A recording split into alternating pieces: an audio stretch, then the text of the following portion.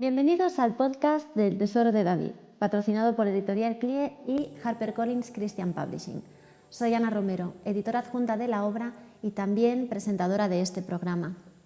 En el día de hoy es el 10º capítulo de la serie del Tesoro de David, del podcast del Tesoro de David, y ya cerramos el podcast, como mínimo estos 10 capítulos, y no podía ser de otra manera que no sea con Eliseo Vila, autor, ampliador, traductor de la obra, y hablando específicamente de este segundo volumen, de cómo está configurado, de qué es lo que trae, de algunas diferencias con el primero, y específicamente cerraremos hablando del Salmo 119.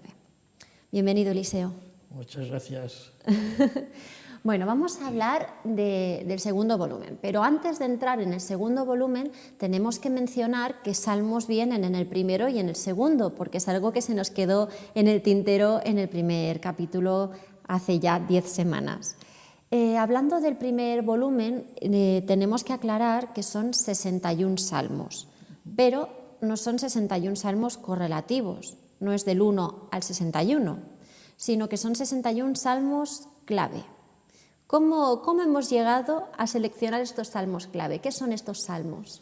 Bueno, estos salmos clave fueron seleccionados entre los que son más conocidos, más leídos, más predicados, y en ello participó la Junta Rectora, hicimos una encuesta, la Junta Directiva Rectora de la editorial CLIE, porque como sabes, CLIE no es una empresa comercial como otras editoriales.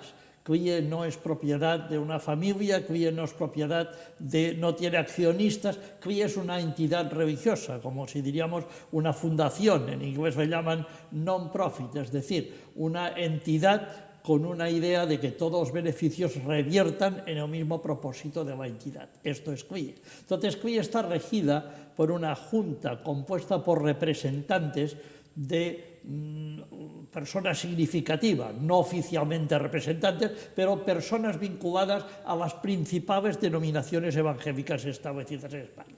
Yo siempre pongo de ejemplo que en CLIE tenemos desde el obispo de la Iglesia Anglicana o episcopal en España hasta un expresidente de las Asambleas de Dios, pasando por bautistas, por asambleas de hermanos, por presbiterianos, por todo un abanico de denominaciones, lo cual da pues un colorido doctrinal muy amplio a las publicaciones que CLIE edita.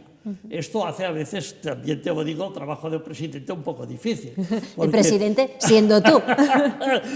Porque a veces el presidente tiene que poner las paces entre los criterios de uno y los criterios de otros. Pero todos son siervos de Dios y entendemos que CLIE, tal como fundó mi papá Samuel Vila, es una editorial interdenominacional, no tiene vinculación directa ni soporte a ninguna denominación y por tanto está para servir a todas las iglesias cristianas evangélicas. Esta junta fue la que participó en la selección de salmos y se escogieron 61, no porque sean los mejores, sí que son posiblemente los más conocidos, como te he dicho, los más leídos, pero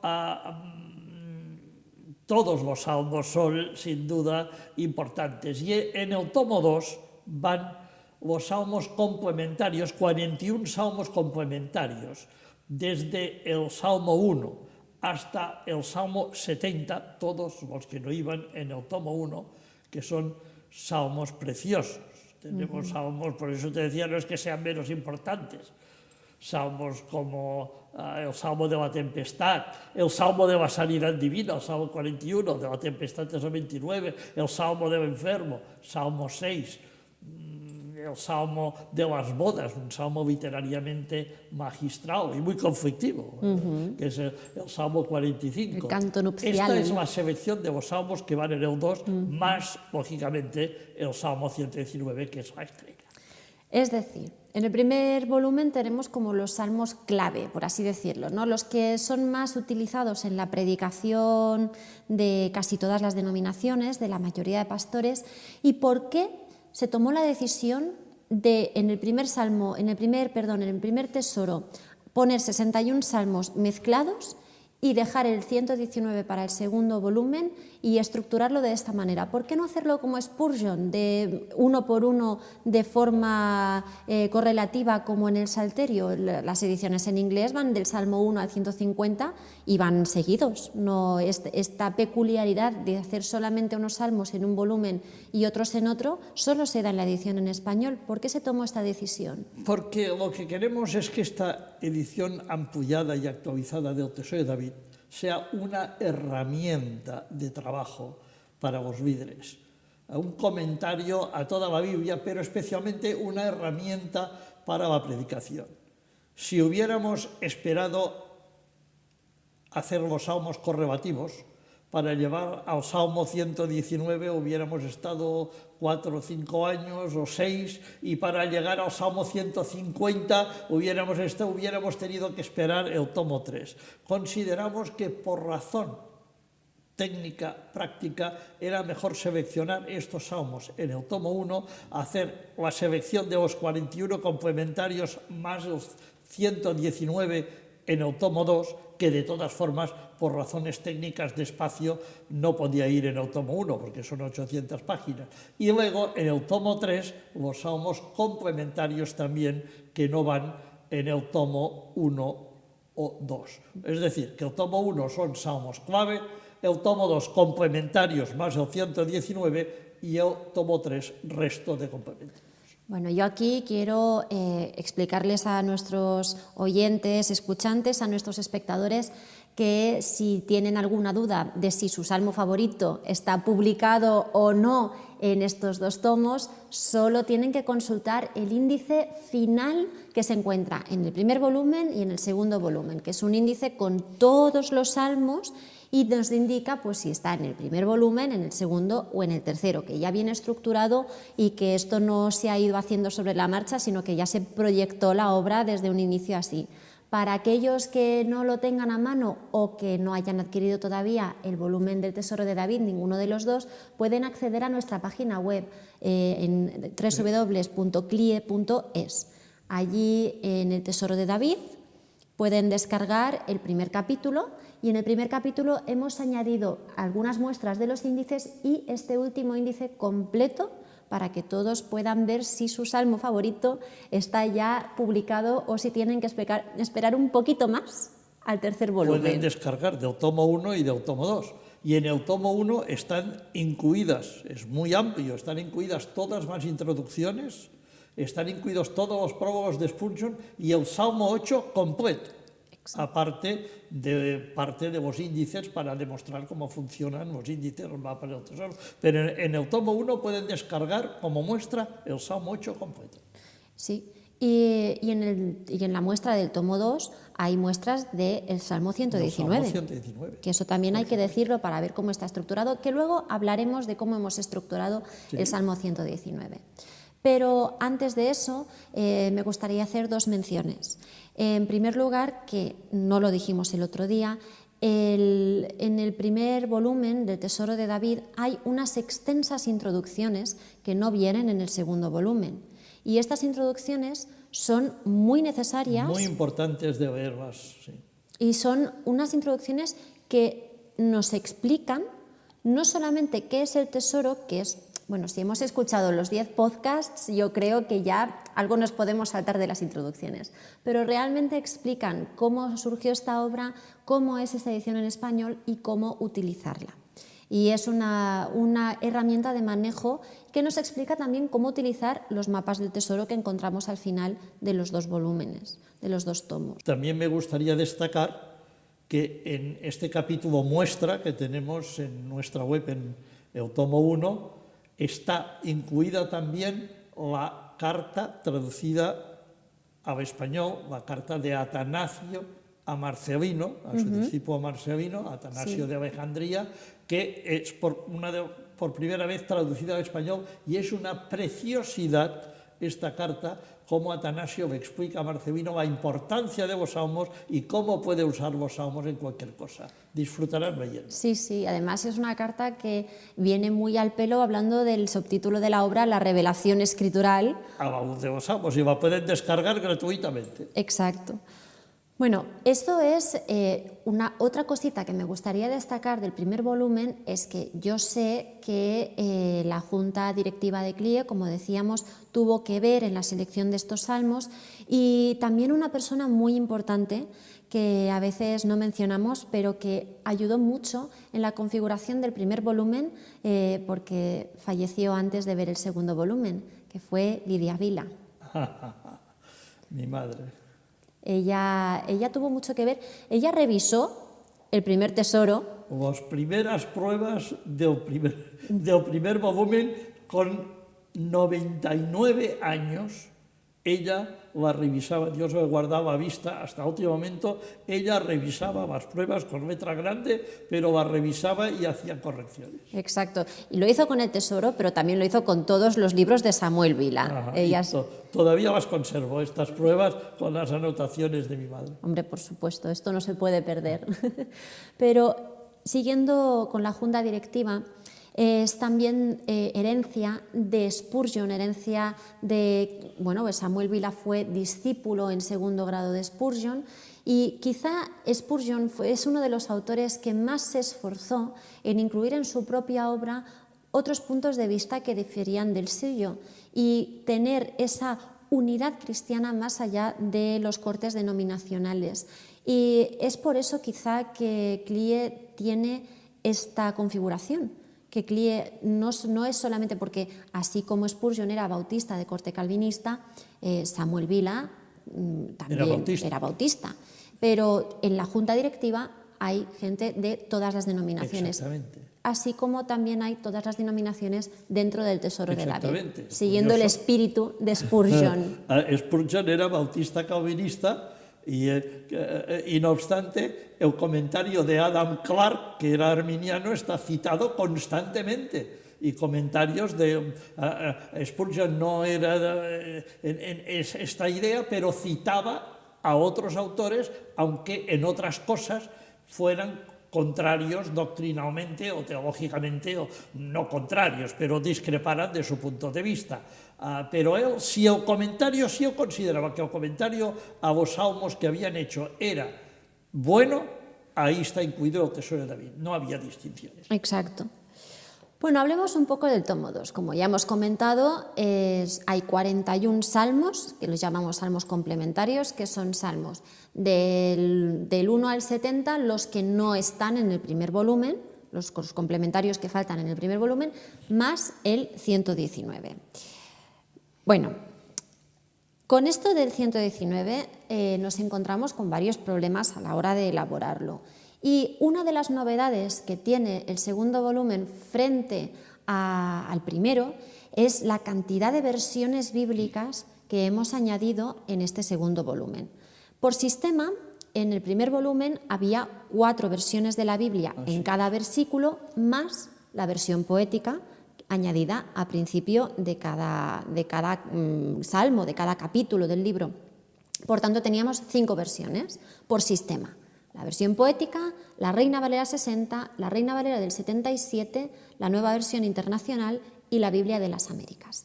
Sin embargo, en el segundo volumen tenemos más versiones por sistema. ¿Cuáles son las versiones que encontramos en todos los salmos incluidos en el segundo tomo del Tesoro de David? Bueno, habría que decir de que Spurgeon en realidad solo puso una, la King James, que es la que utilizaba y trabajaba, la versión inglesa King James. En el primer volumen nosotros incluimos la Reina Valera 1960, que está en negro como la primera, porque es la más utilizada y la más conocida. Luego está la Reina Valera revisada, o 1977, que es una revisión que hizo un equipo dirigido por Francisco La Cueva. Después está la Biblia de las Américas y luego está la Nueva Versión Internacional. Estas son las 4 que están en el volumen. Pero trabajando, yo me di cuenta de la importancia de que la persona que estudia y lee los salmos, lo pueda hacer en cuantas más versiones sea posible, porque este enriquece. Y añadimos otras versiones. Añadimos la Biblia textual, que era otra versión que hizo Francisco Lacueva dirigiendo un equipo. Añadimos la Biblia, la palabra. Hemos añadido también la nueva traducción viviente. Hemos añadido, o sea que en realidad estamos en 7 versiones en este segundo volumen. 7 versiones que van versículo a versículo, más, recordemos, la versión poética. Más la versión poética que precede, exacto, que precede está a cada salmo, al inicio. para que antes que nada pueda el lector, si quiere leer en versión poética, porque no olvidemos que los salmos fueron escritos en poesía, y es muy gratificante. Yo creo que ayuda mucho leer, antes de leer el salmo en las distintas versiones, leer el salmo en poesía, en una versión métrica. A mí me hace mucho bien cuando empiezo a trabajar un salmo. Sí, porque además como que nos recupera esa esencia de los salmos que se ha perdido con razón, ¿no? Pero el tema de que sea poético, que tenga rima, la rima, el ritmo, es lo que nos favorece también el canto, y al fin y al cabo los salmos han sido material de liturgia desde la Iglesia primitiva, y perder esa parte en pro, obviamente, de la fidelidad al texto y de la traducción correcta, pero perder esa parte de rima, perder esa parte de esa facilidad que tiene la poesía para ser recitada, para ser declamada, para ser cantada, era una lástima. Y bueno, la verdad es que esta versión yo espero que sea muy útil a los ministros de alabanza, por supuesto, pero también a esas personas que hacen lecturas devocionales de la Biblia y de los salmos. Yo les animo a verlo en versión poética y después en las 7 versiones distintas, y verán cómo esto aumenta tremendamente la comprensión. No es lo mismo leerlo en la Reina Valera 1960 que leer las 7 versiones, y verán cómo cada traductor ha intentado transmitirnos de la mejor manera posible lo que en realidad el autor sagrado quería decir en lengua hebrea. Porque en realidad, como sabes, los originales no los tenemos. No, desgraciadamente. Lo más reciente que tenemos en el texto masorético hebreo es el Códice de Leningrado, que data del siglo XI, el año 1008. Sí. Hay uno más antiguo, que es el Códice de Alepo, que es de 930, pero no se utiliza tanto porque el de Leningrado fue trabajado y difundido por Kittel y por la Biblia, especialmente por la Biblia hebraica stuttgartensia, promocionada por sociedades bíblicas, y es el que generalmente utilizan todos los traductores. Aparte del texto masorético, como sabes, tenemos la versión griega. Exacto. La Septuaginta, esa traducción que mandó hacer el faraón Ptolomeo, porque quería que en la biblioteca de Alejandría hubiera una versión en griego comprensible por todos de la Tanaj, de las escrituras sagradas hebreas, y encargó a 70, por eso llaman 70, en realidad fueron 72 sabios que tradujeron. Pero, diríamos, si tenemos una versión griega, que es fácil, más el hebreo, esto debería resolver todos los problemas de traducción. Pues no. Debería. Los complica, porque nos encontramos con lo que los técnicos llaman variantes. Es decir, que hay algunos versículos en los que el texto hebreo y el texto griego discrepan sensiblemente. Sí, y además, bueno, no solamente versículos, en salmos completos, en salmos enteros. Hablamos pues, de salmos que hemos incluido en este segundo volumen, no solo del Salmo 119, que en sí ya tiene varias discrepancias. El Salmo 68 completo es de una traducción... es un salmo complicadísimo. De traducción complicada. ¿Qué hemos hecho nosotros en este volumen para ayudar al lector a entender mejor estos salmos que tienen una complejidad tan grande en la traducción. Yo te pondría un ejemplo de por qué hemos incluido estas versiones, que ahora hablaremos de ellas. Las hemos incluido a pie de página. A pie de página. Lo que hemos hecho ha sido sí, incluir a pie de página más versiones de la Biblia. Además de las 7 que están en todos los salmos de este volumen, hemos añadido más versiones a pie de página en el Salmo 68 completo, en el 119 completo y en algunos pasajes más, en algunos versículos concretos. Cualquiera que compare versiones, en el Salmo 68, por ejemplo, verá que hay versículos, el versículo 12, el versículo 13, el versículo 18, por ejemplo, que es un versículo importante, porque es el que el apóstol Pablo cita en Efesios 4, 8 y 9, que dice, subiendo a lo alto, llevó cautiva a la cautividad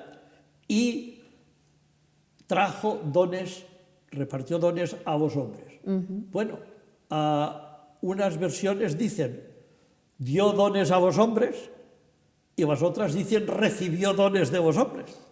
Y unos dicen, ¿qué pasa? Tenemos un problema. Lo curioso es que el apóstol Pablo, en Efesios, está citando la versión griega, que es la que se utilizaba en aquella época. Claro. Y como la versión griega que citaba el apóstol Pablo discrepa del texto hebreo, el Antiguo Testamento dice una cosa y el Nuevo Testamento dice otra.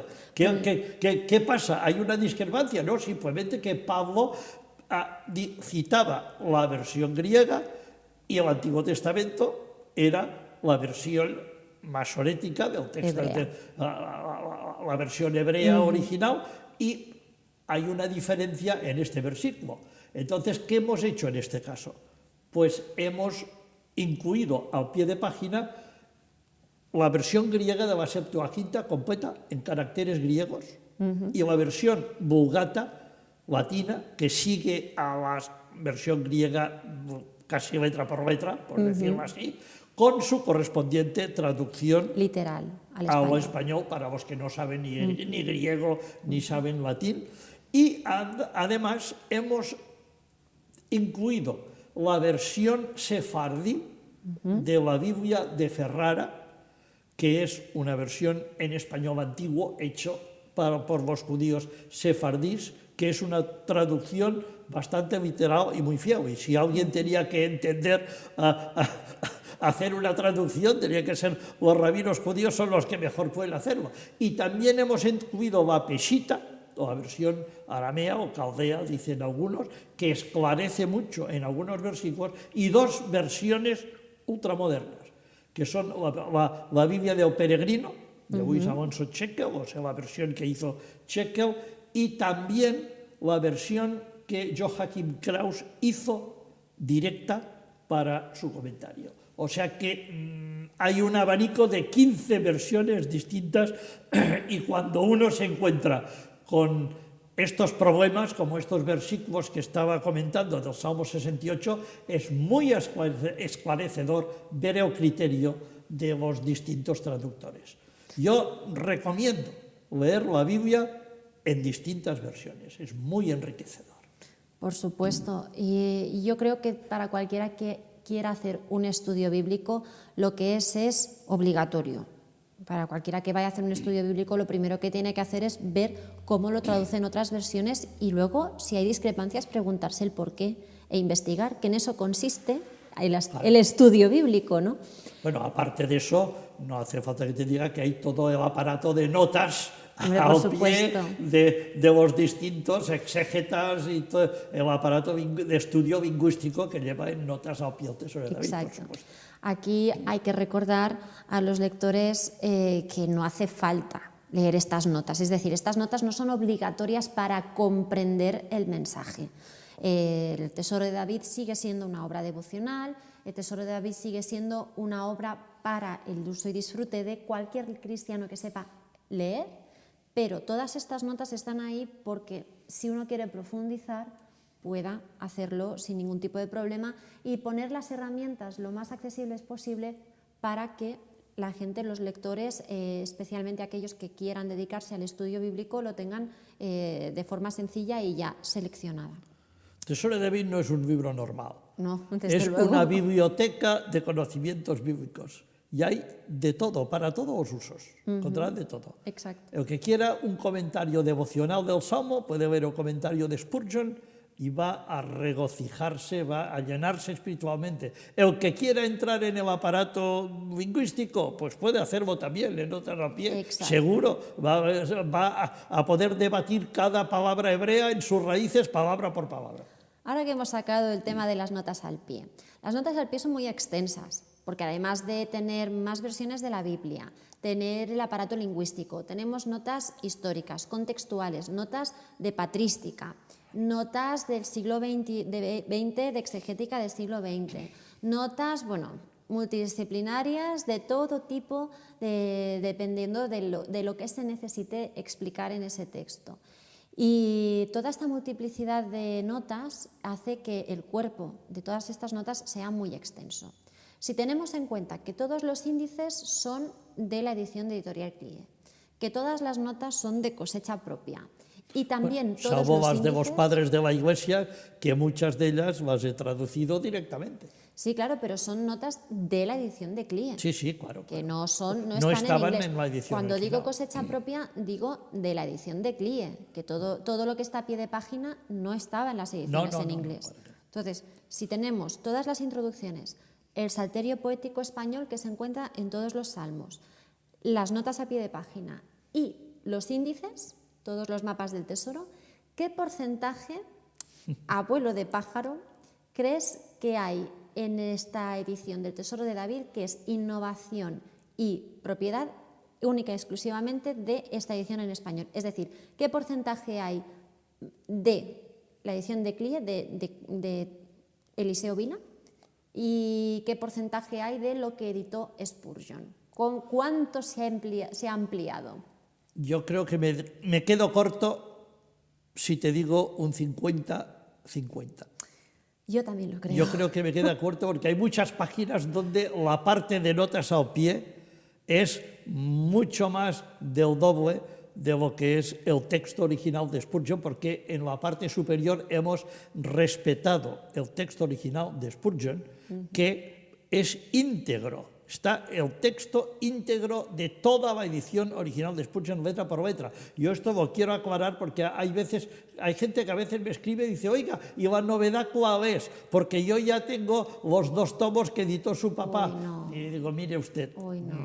mi papá con toda la buena voluntad hizo lo que pudo, en su época hizo un resumen, un pequeño resumen de lo que a él le parecía, le gustaba más y le parecía mejor, pero no, es como un 5% de lo que hizo Spurgeon. Aquí, en estos 3 tomos, que van a ser, cuando estén acabados, 7.500 páginas a tamaño grande, no a tamaño de libro normal, a tamaño grande, hemos incluido toda la edición completa de Spurgeon, más un 50% más, que es añadir. Sí, yo diría que... Cosecha propia, como dices tú. Yo diría que un 55-45, si no un 40-60. Vamos a ser generosos y conservadores. Sobre todo porque no solamente las notas a pie de página, todo las últimas partes de los mapas del tesoro y las introducciones, que son cómo manejar este libro y además lo que le da la plasticidad, que convierte la obra en una biblioteca de conocimientos bíblicos. Todo eso no estaba en las ediciones en inglés y son necesarios, son herramientas necesarias especialmente para aquellas personas que necesitan encontrar la información de forma rápida, eficaz, porque van a predicar, porque cualquiera de los ministerios que hemos estado viendo durante este ciclo de conferencias, de podcasts, gente que se dedica a distintos ámbitos del ministerio cristiano y que necesita, pues para el estudio bíblico, para la educación cristiana, para la alabanza y la adoración, para la predicación, para la teología, para distintos ámbitos, necesita encontrar la información de forma eficaz y rápida. Es tremendo. Yo, por ejemplo, y creo que has hecho un podcast sobre eso, yo me quedo pasmado cuando veo los artículos del doctor Antonio Cruz, que ha puesto en su enciclopedia de animales y plantas de la Biblia, las referencias espirituales sobre animales y plantas de la Biblia sacadas del Tesoro de David. Exacto. Que son comentando los salmos. Exacto. Pero es que los salmos son un mundo de conocimiento. Entonces, para tener toda esa información lista, preparada a mano y que la gente que se dedica por ejemplo, el doctor Antonio Cruz, a este tipo de trabajos necesitamos tener una obra que sea versátil y que sea útil. Y por eso todo este cuerpo de índices que hemos añadido. Claro, todo esto, cuando yo digo que hay un 55-45 porcentaje, en 55 de Editorial CLIE y el resto de lo que editó Spurgeon, lo digo porque también estoy incluyendo en esta cuenta todos estos índices, y además de las notas a pie de página, y también la versión poética del siglo XVIII, que es de un salterio en español. Con todo este cuerpo de notas, otra de las cosas que hemos hecho ha sido traer esta obra que se empezó a editar hace aproximadamente unos 150 años atrás. Hemos empezado a traerla al siglo XXI, utilizando pues, sobre todo comentarios del siglo XX y acercando todos estos comentaristas, algunos desde antes de Cristo, porque Spurgeon incluyó comentarios de Aristóteles, incluyó comentarios de filósofos griegos que obviamente no estaban comentando el Salmo en sí, porque eran paganos, no eran cristianos, ni siquiera eran pero estaban judíos. comentando el pensamiento del Salmo. Exacto, y entonces Spurgeon los añadió, los incluyó como comentaristas. Bueno, eso no del fue una tesoro. novedad de Spurgeon. El apóstol Pablo lo hacía en el Areópago de Atenas cuando decía, como vuestros filósofos también han dicho. Exacto. Y Spurgeon hacía lo mismo. Hay el índice de otros personajes citados, donde cita la mitología griega constantemente y la utiliza para explicar los salmos. Exacto. Es maravilloso el uso que hacen él y los puritanos de ejemplos de la mitología griega. Entonces, cuando vemos que, bueno, la mitología griega es que realmente eran arquetipos de personalidad, ¿no? Pero cuando vemos que Spurgeon escogió obras pues, desde antes de Cristo, obviamente todo el cuerpo de patrística, y hizo un repaso por toda la hermenéutica histórica del cristianismo hasta llegar a su época, este esfuerzo que hemos hecho, que has hecho, de traer todo este cuerpo de comentarios al siglo XXI, con todas estas notas, no solamente exegéticas, sino también lingüísticas del siglo XXI, para acercar una obra que tiene más de 150 años de antigüedad, para algunas personas, que quizá para las generaciones más jóvenes, se pueden preguntar ¿por qué? ¿Qué relevancia puede tener una obra tan antigua, y nunca mejor dicho, porque es una obra muy antigua? Dentro de la antigüedad se refirió a obras más antiguas todavía. ¿Por qué este esfuerzo en pleno siglo XXI para traer a todos estos comentaristas que ya están más muertos y enterrados que a cuál más? Porque todos ya han fallecido hace muchos siglos. ¿Por qué este esfuerzo hoy en traer una obra de estas características al siglo XXI? Porque hay aspectos de la vida humana que son trascendentes. Podríamos aplicar lo mismo que me dices y tenemos que decir que una obra anticuada, más anticuados son los salmos, diríamos que tienen miles de años y no obstante los estamos cantando en alabanza y están ayudando estas oraciones tan antiguas a miles de personas hoy en día. Y no solo porque son palabra de Dios, sino que hay otro factor, porque son la experiencia, son la parte experimental de las enseñanzas que encontramos en el resto de la Biblia. Atanasio decía en su carta a Marcelino, toda escritura es inspirada, hijo mío, pero los salmos son un jardín en el que florecen todas las flores que encontramos en una escritura, pero además los salmos les dan un toque especial, que es el toque de la experiencia humana.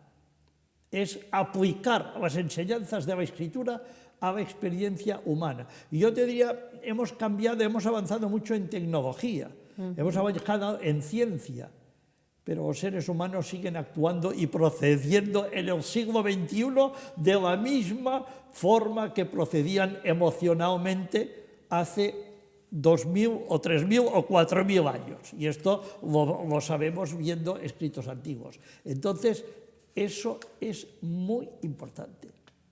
Y yo creo que el trabajo que hizo Spurgeon de comentar los salmos que son la parte experimental de la Biblia, y además hacerlo con todo un abanico histórico de 1.600 autores desde el siglo II al siglo XX, para nuestro siglo, para el momento actual, es un legado verdaderamente trascendente.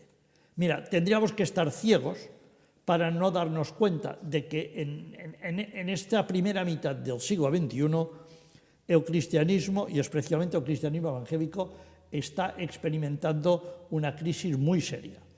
En primer lugar, por el problema de la posmodernidad, que ha hecho saltar por los aires toda la escala de valores de raíces cristianas en que nuestra sociedad occidental, cristiana, más o menos cristiana, estaba fundamentada, pero los valores cristianos se respetaban. Todo esto ha saltado por los aires.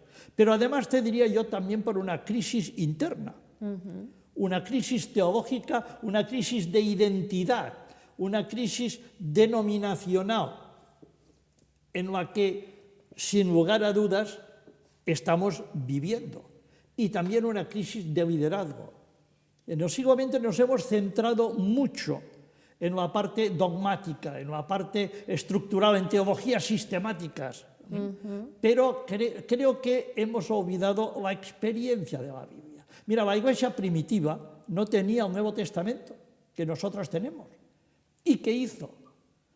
Pues interpretar las escrituras judías a la luz de los salmos, de la nueva revelación cristológica que les había sido dada. Los primeros comentaristas cristianos, los padres de la Iglesia, lo que más comentan son los salmos, porque en los salmos veían el cumplimiento de todo aquello que había sucedido, la cruz, la resurrección y la glorificación de Cristo, y lo veían de forma experimental. Y esto les llevó a una forma más experimental, más conceptual, que no histórica.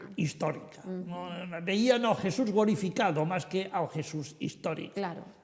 Y fue precisamente esta visión experimental que tuvieron a través de ver la Biblia a la luz de los salmos, creo yo, lo que les dio la fuerza para superar las persecuciones. Yo creo que si tenemos que superar la crisis en la que el cristianismo está inmerso en esta primera mitad del siglo XXI, deberíamos volver a lo que hizo la Iglesia primitiva. Volver a analizar la Biblia de forma experimental, de forma espiritual, a la luz de los salmos. Y en esto yo creo que el legado de Spurgeon tiene muchísimo valor.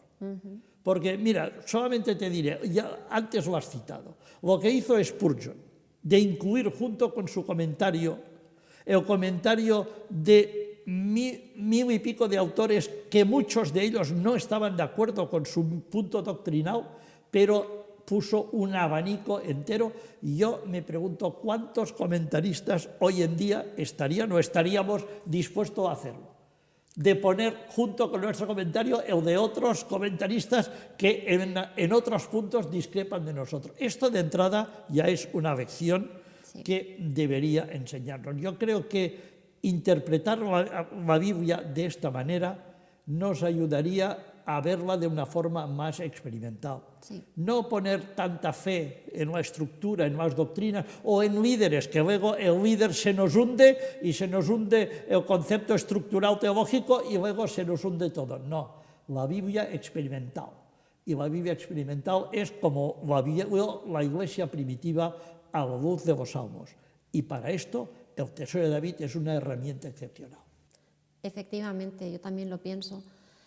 Hablando sobre el siglo XXI, hablando sobre la posmodernidad y hablando de los retos a los que se enfrenta la Iglesia, a mí me gustaría presentar, bueno, ya hemos hablado de este libro en el podcast, pero me gustaría que nos dieras tu opinión sobre el libro de Lucas Magnin.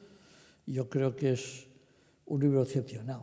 Yo creo que Lucas Magnin está llamado a convertirse en un referente. Él se ha concentrado en este problema, el problema de la posmodernidad en la Iglesia, pero aparte hay otros libros sobre la posmodernidad, por ejemplo, que hizo mi buen amigo, el doctor Antonio Cruz. Que de hecho lo tenemos aquí también. Que lo tenemos aquí, pero el Son distintos. Son distintos. El doctor Cruz se enfoca en el mundo posmoderno. Lucas Magnin va a un problema más nuestro. ¿Cómo se ha introducido la posmodernidad dentro de la Iglesia? No fuera de la Iglesia, dentro de la Iglesia. Y creo que en esto es un libro extraordinario que puede ayudar a muchos pastores y a muchos jóvenes especialmente. Yo lo recomiendo mucho. A mí me gusta, bueno, lo he destacado porque al hilo de la conversación me ha parecido muy pertinente. Traer a todos los clásicos al siglo XXI también requiere de un análisis de cómo es este siglo XXI y un análisis de cómo nos está afectando, ¿no? Hablando del siglo XXI, hablando del tiempo en el que estamos, obviamente hoy tenemos que hablar de enfermedad y de pandemia y de resguardarse y de confinamiento. Pero en el siglo XXI tenemos que hablar también, obviamente, de Internet, de comunicaciones, de tecnología, y muchos de estos cambios han sido tan acelerados que desde el siglo II, desde el siglo I hasta el siglo XIX, hubo tanta revolución tecnológica e industrial como del siglo XIX al siglo XXI. El siglo XX ha sido el de las revoluciones. El hombre llegó a la Luna. Hemos tenido este pensamiento androcentrista que desplazó al teocentrista y que desplazó a Dios del centro del universo, agarró mucha fuerza en el siglo XX, especialmente después de la Segunda Guerra Mundial y del desastre nuclear y del desastre en los campos de concentración en varias zonas del mundo, y la pérdida de fe fue general, tanto en la humanidad como en Dios. Y esto es algo que no nos podemos permitir el lujo de ignorar. Entonces, además de traer todos los clásicos a nuestro tiempo, también necesitamos personas que nos hablen desde nuestro tiempo y hablen de todos estos desastres que han venido de la mano del hombre, que no existieron antes del siglo XX. Yo en eso estoy completamente de acuerdo. Siguiendo con el segundo tomo del Tesoro de David, ahora sí hay que hacer la pregunta estrella. Vamos a preguntar por el salmo más largo, el salmo por el que todo el mundo pregunta desde que se inició el proyecto, el salmo por el que todo el mundo pide referencia desde que salió hace ya 5 años el primer tomo del Tesoro de David, que es el Salmo 119.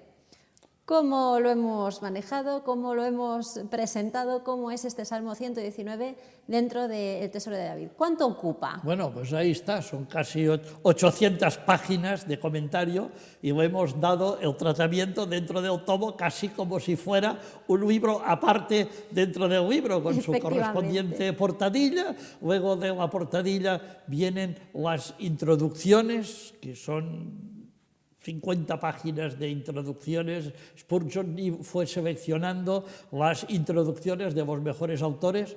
Yo he añadido unas cuantas más que creo que Spurgeon se olvidó. A pie de página. Bueno, más que se olvidó, también hay que destacar la facilidad que tenemos sí, a día hoy de en hoy, día para trabajar. hablando del siglo XXI. Libros antiguos que él no tenía. Claro, sí, él tenía acceso a... Él, si no estaba el libro físico en la biblioteca que consultaba, consultó muchas y muy extensas, pero si no estaba ahí el libro físico, no tenía forma de comentarlo, no tenía forma de incluirlo. En cambio, nosotros a día de hoy... Pero es tremendo lo que hizo él. Sí, dividió las introducciones por secciones. Primero están las introducciones, luego están los debates sobre el tema, sobre el acróstico del Salmo, porque ya en época de Spurgeon había muchos comentaristas que decían que el Salmo 119 no era más que un montón de pensamientos dispersos y de cosas buenas que el salmista se había montado para poder llenar el acróstico. Y esto no es verdad, porque hay una línea de pensamiento y esto se demuestra en cada octava, que mantiene toda su línea de pensamiento y juegan en conjunto de todo el Salmo. Y esto se demuestra en los distintos bosquejos y estructuras que se van analizando. Hay hermosísimos bosquejos de la temática del Salmo 119. Se debaten también nombres de la Sagrada Escritura, los 10 términos hebreos que va jugando en cada versículo el salmista, estatutos, testimonios, juicios, hay 10 palabras hebreas que va jugando el salmista en el acróstico, para ir mencionando lo mismo, que es la palabra de Dios. Hay una sección de elogios, al Salmo 19, que decía que es el abecedario de oro en la Biblia. Hay una sección de anécdotas sobre el Salmo 19, anécdotas curiosísimas, por ejemplo, el ayudante del marqués de Monroe en Inglaterra, que colgaron a su señor y a él le iban a colgar también. Y le dijeron, en aquel tiempo era habitual decir, ¿usted tiene algún deseo antes de morir? Dijo, sí, recitar el Salmo 119, y lo sabía de memoria. Vamos a pasar la tarde. En aquella época lo hacían, bueno, la tarde no sé cuánto estuvo, pero el hombre sabía que le habían concedido el indulto y que venía el jinete con el indulto. Y fue recitando poco a poco el Salmo 119 y antes de que llegara a la mitad había llegado el jinete con el indulto y salvó la vida. Estas son anécdotas del Salmo 119. Spurgeon recopila un montón de estas anécdotas y es muy interesante. Las introducciones al Salmo 19 son muy interesantes y después están las estrofas. El acróstico. Bueno, cuando hablamos de las estrofas o del acróstico de las 22 secciones de octavas, aquí hay que aclarar algo técnico para quien no esté familiarizado con este tipo de lenguaje. Cuando hablamos de acróstico nos referimos a un salmo que sigue el alfabeto hebreo. Exacto, y en la que cada línea empieza con una letra, va siguiendo las 22 letras del alfabeto hebreo y las 8 octavas. Es decir, los 8 versículos. Los 8 versículos de cada octava, por eso se llaman octavas, empiezan con la misma letra hebrea, que es la letra a que corresponde esta octava. Esta es la idea de la acróstico. Ordenadas según el alfabeto hebreo. El alfabeto hebreo, desde Aleph hasta Taf, que son las 22 letras del alfabeto hebreo. Entonces, cada una de estas 22 letras tiene 8 versículos, es decir, una octava. Exacto. Y te puedo decir que en el comentario al Salmo 19 se explica y se comenta y debate hasta el significado de cada una de estas letras, porque cada letra guarda una relación, y esto lo estudiaron bien los padres de la Iglesia, Ambrosio de Milán especialmente, guarda una relación con el tema de esta octava. Por ejemplo, la segunda octava empieza con la letra B, que en hebreo quiere decir casa. ¿Cuál es el tema de la octava? Tus mandamientos he cobijado en mi corazón.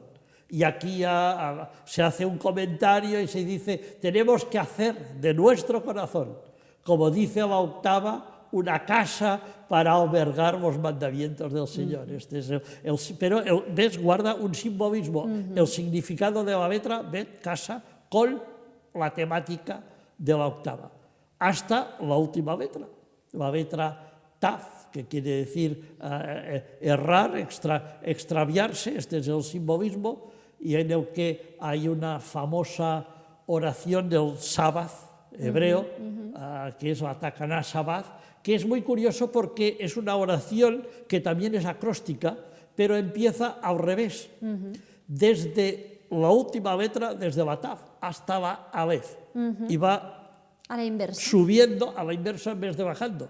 Y esto es para enseñarnos que la lógica de Dios es distinta a la nuestra.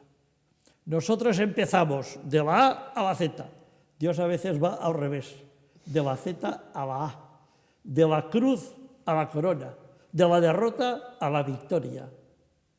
De la humillación a la exaltación. Esta es la lógica de Dios. Y así va el Salmo 119. Empieza con un canto de triunfo, con un ashra, bienaventurados, y acaba con un taití, me perdí, me extravié. Esto es para enseñarnos humildad, de que por más que nos creamos, no tenemos otra solución que exclamar, me descarrié la oveja y el Señor me rescató.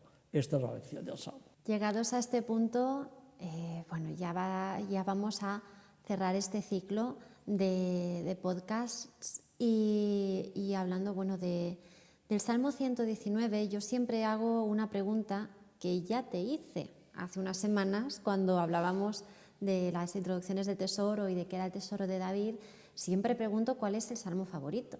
Pero claro, es que esa pregunta, como ya la contestamos, hablando del Salmo 119, lo único que puedo hacer ahora es preguntarte si puedes destacar una octava del Salmo 119. De todas las 22 octavas que tiene el Salmo 119, si tuvieras que destacar una y hablar de ella de forma particular, hoy, ¿cuál sería? Pues a mí me llegó, trabajando el Salmo 119, muy al corazón la que empieza con la letra P, que es la que va del versículo 129 al 136. Es el versículo 129, es la octava que empieza diciendo: maravillosos son tus testimonios, por ellos los he guardado. Y es curioso porque Spurgeon cuenta, citando a un comentarista, en esta octava, maravillosos son tus testimonios, cuenta la anécdota que el rey Eduardo VI de Inglaterra, que era rey de 3 países, Irlanda, Inglaterra y Francia, y en el día de su coronación le trajeron 3 espadas con 3 cojines, una espada encima de cada, simbolizando los 3 reinos de los cuales era rey y porque sería coronado con 3 coronas. Y el rey dijo: aquí falta una espada. Y todos los servidores quedaron, los nobles quedaron parados. ¿Qué espada falta, señor? Dijo: falta la Biblia, la espada del Espíritu. Esta es la más importante. Porque fijaos que dijo el salmista, citó el rey: maravillosos son tus testimonios. Si no está la espada del Espíritu, si no está la palabra, quiero un cojín con la Biblia encima. Porque si no está la palabra de Dios, los 3 reinos de los cuales voy a ser coronado no valen nada. Ese es el más importante. Pues ese me gustaría que fuera el pensamiento que quedara en el corazón de cada uno. Maravillosos son tus testimonios, por eso os ha guardado mi alma. Que el Señor os bendiga a todos que nos escuchan. Muchas gracias. Gracias no solamente por esta hora, no solamente por estos momentos que nos has dedicado, por este espacio, por compartir con nosotros cómo es la obra y por qué has dedicado 12 años de tu vida a esta empresa y los que quedan todavía hasta terminar el 3er volumen. Gracias por haberlos dedicado. Gracias por tu vida, gracias por haber puesto y haber valorado esta obra por lo que era, haber tenido esa visión de lo que podía llegar a ser y haberlo ejecutado. Era el sueño de mi papá. Y yo creo que con esta edición ampliada y actualizada me cabe la satisfacción de poder decir: papá, hemos superado tu sueño. Pues yo creo que sí, porque también las posibilidades que tenemos hoy día permiten que cosas que yo creo que don Samuel no llegó a imaginar, no llegó a soñar.